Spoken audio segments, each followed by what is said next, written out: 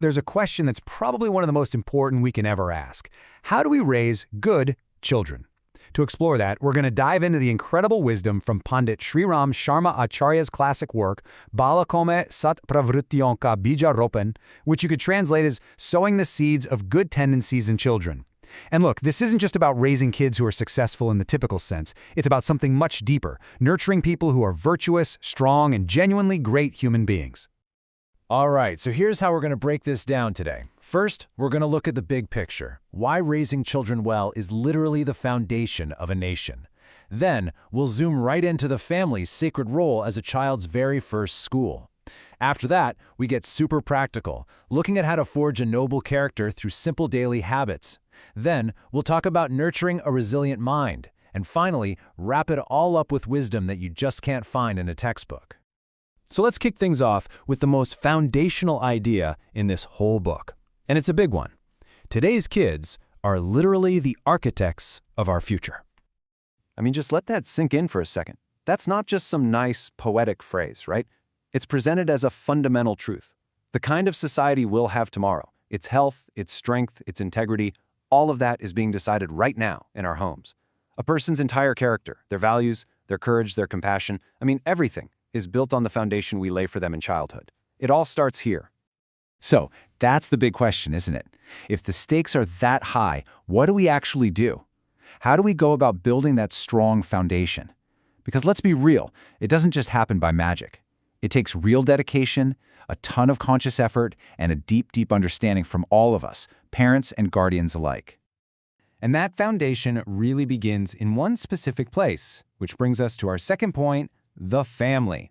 The source describes the family as way more than just a home. It's a child's very first and most influential school. In this first school, or pathshala as it's called, every single interaction, every word, every action, it all becomes a lesson.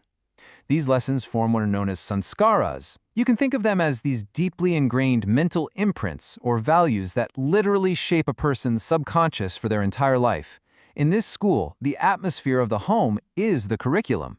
And this metaphor of the potter and the clay is absolutely central to the book's philosophy. A child's mind is seen as incredibly impressionable, just like soft clay ready to be shaped.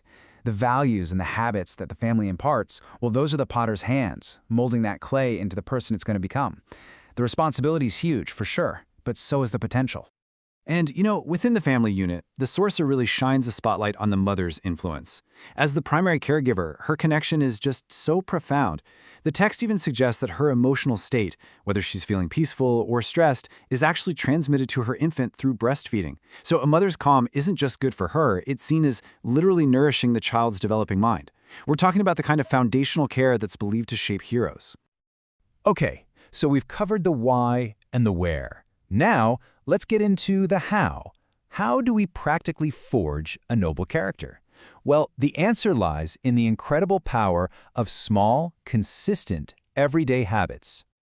A noble character isn't built overnight. It's woven together, thread by thread, from a daily routine. And these things that seem so small, waking up on time, taking care of personal hygiene, having a quiet moment for reflection, these are the actual building blocks of discipline. A structured day isn't about being rigid, it actually creates freedom by making sure there's dedicated time for everything, for work, for rest, and for play. And when these habits are ingrained early, they become the bedrock of a well-ordered life.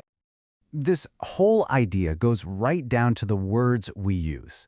And this point is fascinating. It's all about language. In Hindi, for example, using an overly informal word like do with a child can be seen as disrespectful and can slowly chip away at their self-esteem.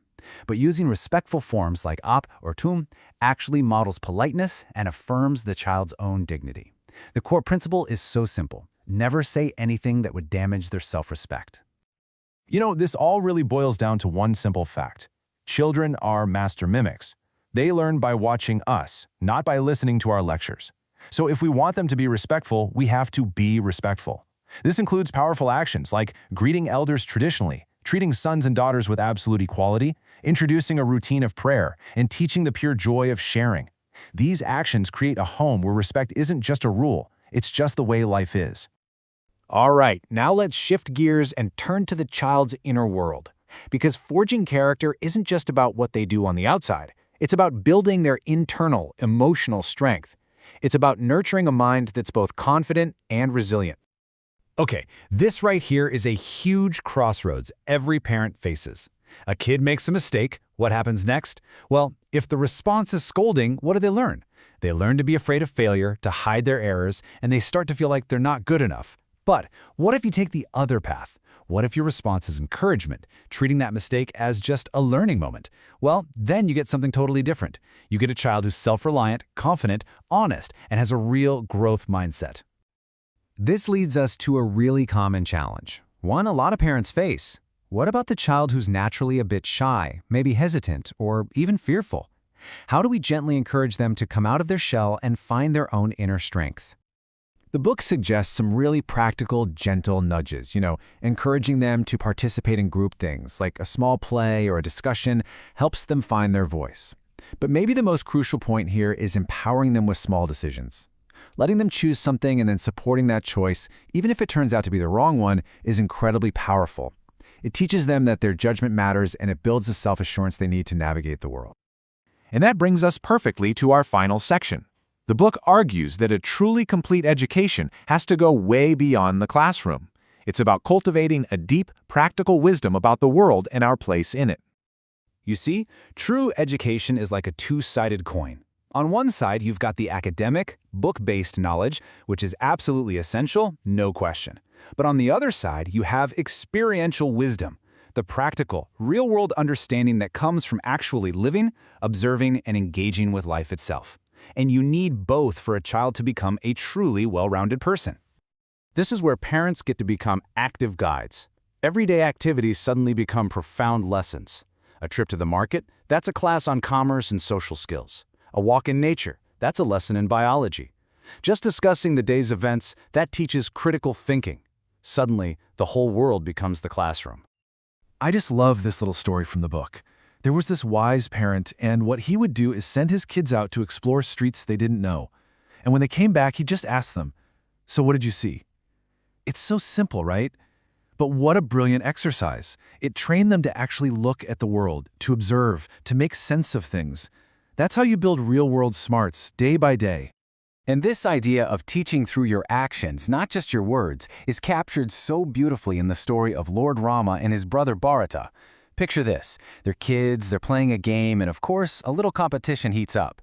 But Lord Rama would sometimes intentionally lose, just to let Bharata win. Why would he do that? Well, it was a profound lesson in humility. It boosted his younger brother's confidence, and it dissolved the ego of being bigger or better, replacing it with grace. That's the kind of wisdom you just can't learn from a textbook. And ultimately, this is the goal. Helping a child see that a real education isn't just about passing exams. It's about learning to observe and understand this magnificent university of the world with attention, with curiosity, and with wonder. And so we come full circle, right back to where we started. The meticulous care, the conscious effort, the love and wisdom that we pour into raising our children today, that's not just a private family matter, it's a societal imperative. It only takes one generation of well-raised, virtuous citizens to start building a better world. And you know what? That generation is this one. So, let's leave it with this one final, powerful thought. The character you help build in your child today, that is the society they are going to build for all of us tomorrow. Think about that. Our real legacy isn't about what we own, it's about who we raise. Thanks so much for joining me for this.